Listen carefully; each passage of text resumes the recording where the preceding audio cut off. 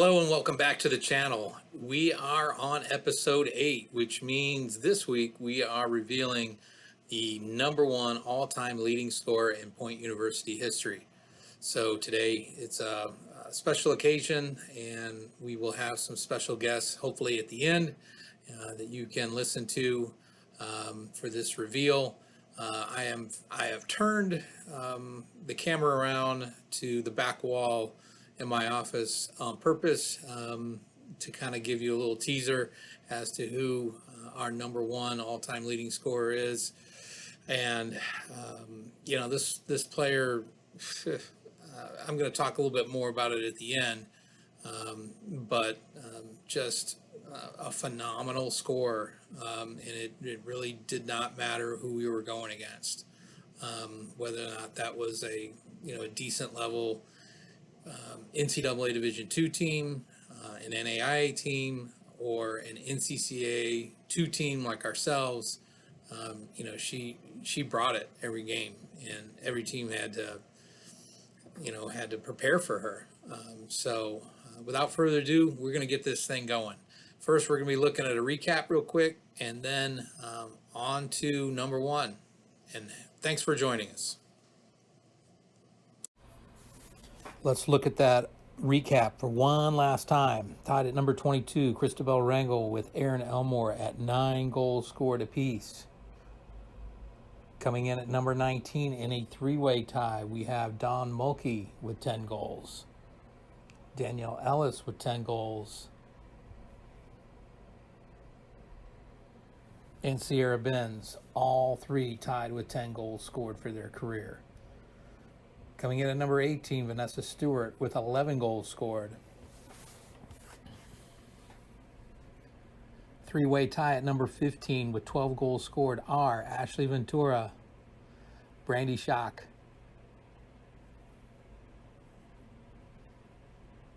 and Vanessa Lara.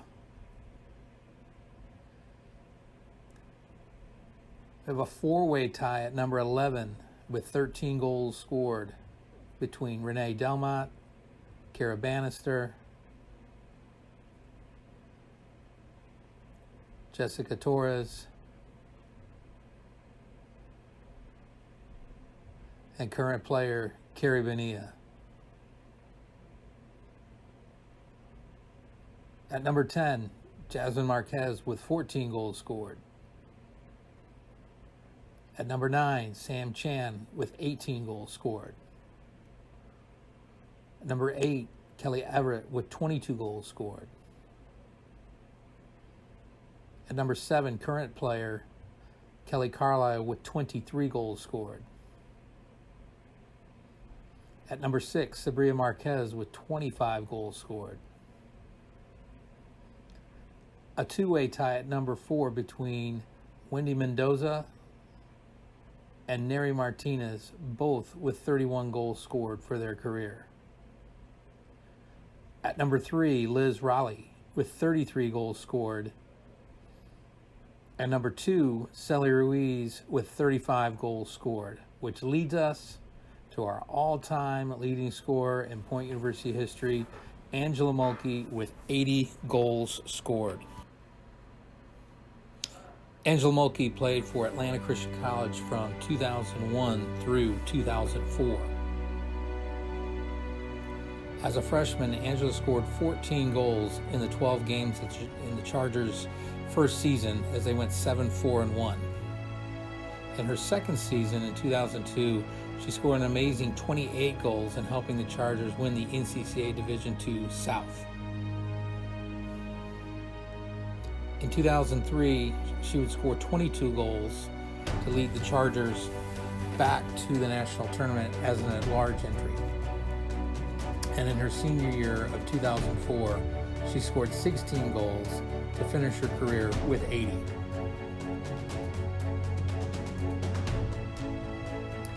She's the only player to ever worn number 7 in the history of the program. She was named NCCAA Division I All-South First Team in each of her 4 seasons.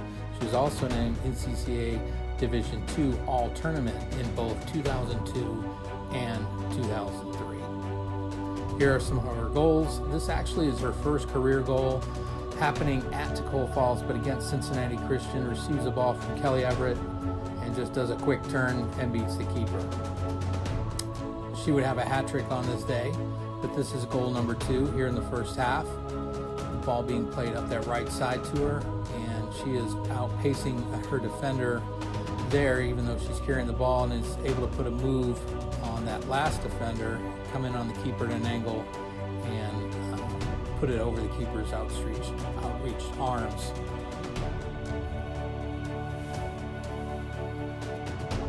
This is at home at the East Point campus early in the season against North Greenville. This is Kelly Everett again playing the ball through. Angela getting on the end of it, hitting the goalkeeper, and then following up.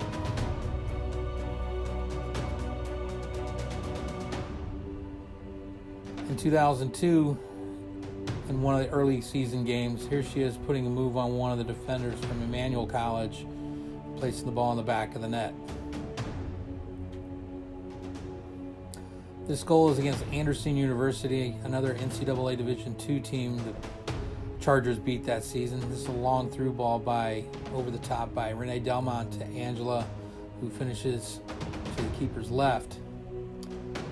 Chargers would win that game 2-1, avenging a 6-0 loss from the year before. Late in the season, they played Tacoma Falls. And this is Angela racing past her defenders and scoring a pretty important goal.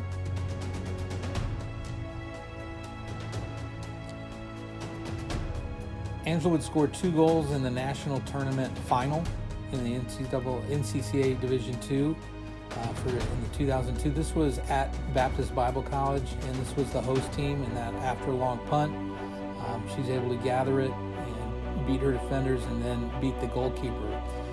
BBC was up 2-0 at this point, and this put the game within reach at 2-1. And within probably the next 5 minutes, we would get another chance, as you'll see. So, free kick, Renee Delmont takes, kind of bangs off the defender, bounces around. Alicia Henley gets it, knocks it forward. Angela finally gets a hold of it and tries to put a little move on it, going over the top of the defender. It gets played to her again. Keeper comes out and she's able to finish it. And just like that, the game was tied at 2 going into halftime. We'd go on to lose that game, but she had a fantastic match, scoring 2 goals in the final in our second year ever. In 2003, you'll see Rachel Lingerfeld putting a nice through ball here against Kentucky Christian. And Angela kind of sealing off her defender, then putting a move on, and then beating the keeper. This was against Kentucky Christian in the next season at home. And see her finishing against an outrushing goalkeeper right there. The driver gave her that ball. And then here she is against Southeastern in 2004. Cuts that ball back.